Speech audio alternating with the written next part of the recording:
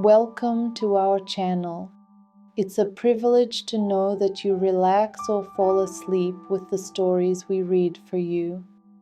We hope they bring you peace, comfort, and a deep sense of relaxation, along with pleasant dreams and gratitude. The stories are based on real-life moments, dreams, thoughts, or wishes of kind souls.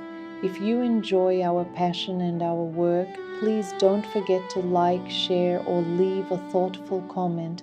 It means a lot to us. Enjoy today's story. Fall. Take a deep breath, relax your body, close your eyes if you wish, and count from 10 to 1. Immerse yourself in the story. Thank you for being here together. 10, 9, 8, 7, 6, 5, 4, 3, 2, 1.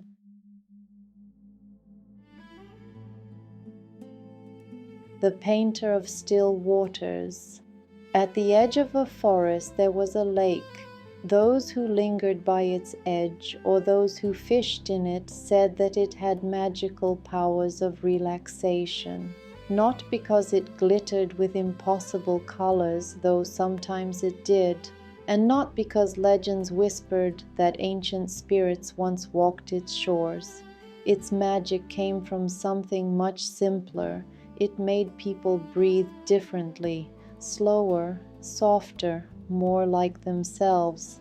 At dawn and dusk, the water settled into a mirror so perfect it reflected not only the sky, but the moods, worries, and hopes of those who wandered to its edge. And on a quiet evening, with the world glowing in amber and rose, a young man walked the wooden pontoon that stretched into the lake like an invitation. A meeting of two people and worlds. The pontoon creaked gently beneath his steps. He wore a crisp shirt, rolled at the sleeves, a sleek watch, shoes that had touched pavement far more often than earth. His name was Matt, a young businessman whose days were filled with calendars, plans, numbers, and the constant, persistent hum of next, next, next. But tonight, his pace slowed. Not intentionally, more as if the lake insisted. At the far end of the pontoon sat an elderly man, cross-legged on a folded blanket. His beard was long and white, yet soft, like a quiet snowfall that had chosen to rest on his chin. A portable easel stood before him. In his hands, a brush moved with unhurried grace over a canvas under the light of 3 night lamps. His name was Joe.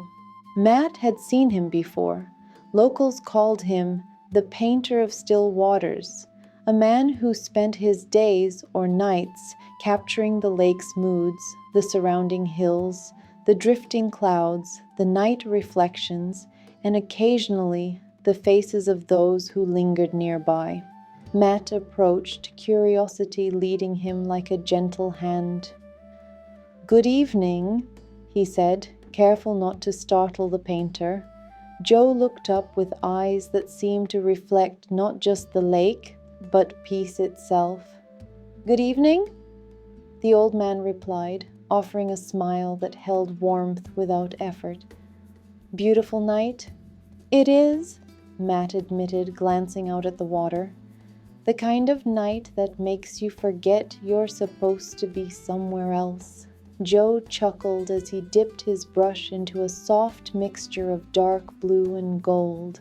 "Funny thing about the world," he said, "it always wants you somewhere else, but the heart," he tapped his chest gently, "usually knows exactly where it needs to be."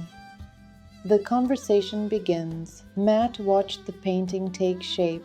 It was the very lake before them, but somehow more serene, more alive. Brush strokes captured not just light and dark, but feelings. "You paint beautifully," Matt said. "Do you sell many pieces?" "Sometimes," Joe replied, "when someone asks." Matt hesitated. Then the businessman in him stepped forward. "You know, You could sell a lot more if you wanted to. You have real talent. If you painted faster, produced more canvases, maybe opened an online store? Joe raised an eyebrow, amused. And what would I do with all that? Make money? Matt said plainly. A good amount, I imagine. Joe nodded lightly, as though acknowledging a point in a debate. And why would I need so much money? Matt blinked, slightly surprised by the question. Well, that way you could retire comfortably, relax, buy a nice home somewhere quiet, spend your days doing exactly what you want. He gestured to the lake. Like this, painting in peace, said Joe. The old man's brush paused mid-stroke. He turned fully toward Matt, a soft smile lifting the corners of his mouth. My boy, Joe said gently, that is exactly what I am already doing. The weight of understanding. The words didn't land sharply. They didn't challenge or mock. They simply settled into the space between them, warm and calm. Matt opened his mouth, then closed it again. He looked around. The lake glowed with soft reflections of the evening sky. A light breeze swayed the tall reeds near the shore. Somewhere in the distance, a water bird called, a lonely, haunting sound, but soothing nonetheless. Don't you worry about the future? Matt finally asked. About security, comfort, stability? Joe rinsed his brush in a glass jar, the water clouding with pigment. I have what I need, he replied simply. A small cabin, food on the table, paints, brushes, a lake that never grows tired of being beautiful, days long enough to feel full, and nights quiet enough for dreams to breathe. He looked at Matt with gentle curiosity. And you? Do you have what you need? Matt hesitated. He had a modern apartment, a fast car, the newest phone, a job that paid well. He had plans, so many plans. But as he stood on that pontoon, watching the old man paint in utter peace, he felt something unexpected stir in his chest. Sometimes, he admitted softly, and sometimes I'm not sure. Joe dipped his brush again, returning to the canvas with a voice as gentle as moonlight. You work for tomorrow, he said. There is wisdom in that. But I work for today. There is wisdom in that too. Matt sat down beside him, legs hanging above the glimmering water. But what if your health fails one day? Matt asked quietly. What if something happens and you don't have enough saved? Joe smiled again, always with that same serenity. Then I will face that day when it comes, not before. If I spend my life preparing for storms that may never arrive, I will miss the sunshine or the sunset that is here now. He pointed at his canvas. This painting exists because I chose this moment. If I rushed to make 10 more for profit, I would not see the same colors or feel the same wind and bliss on my skin. And the world does not need 10 rushed paintings. It needs one honest one. Matt let the words sink in like stones gently settling into deep water. 2 ways of living. For a long time, neither spoke. They simply listened to the lake's quiet chorus. Eventually, Joe added, there are many kinds of wealth in this world. Some fills your pockets, some fills your days, some blend the both. Matt looked down at his hands. He wasn't sure which kind he had built his life around. The painter continued, his voice low and melodic. Some people work so hard for peace in the future that they forget to live peacefully in the present. But joy doesn't grow only at the end of the journey. It grows wherever you choose to water it. He washed his brush again. The ripples of color drifted through the jar like tiny galaxies. A shift within. Matt exhaled slowly, releasing a breath he didn't know he had been holding. All these years, he said, I thought the goal was to chase security, to earn enough to relax later. He looked out at the water. But maybe I've forgotten how to relax at all. Joe chuckled softly. That can be relearned, he said, like painting or breathing or trusting that life is not meant to be outrun. Matt's voice dropped to a whisper. How did you learn it? Joe looked up at the sky where the first stars had begun to appear. By listening, he said, to the water, to the wind, to my own heart after years of ignoring it, the painting and the gift. After a long moment of quiet, Joe leaned the finished painting toward Matt. What do you see? He asked. Matt studied it.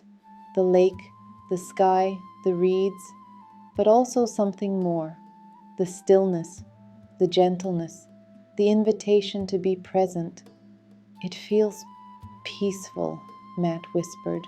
Joe nodded. That is the wealth I collect. Then, to Matt's surprise, the old man lifted the canvas and offered it to him. Take it. I can't, Matt began. You can, Joe interrupted softly. Not as a transaction, as a reminder. A reminder of what? Joe smiled. That the life you imagine waiting for you in the future is already possible in small moments now. Matt accepted the painting with both hands, feeling something tender swell in his chest.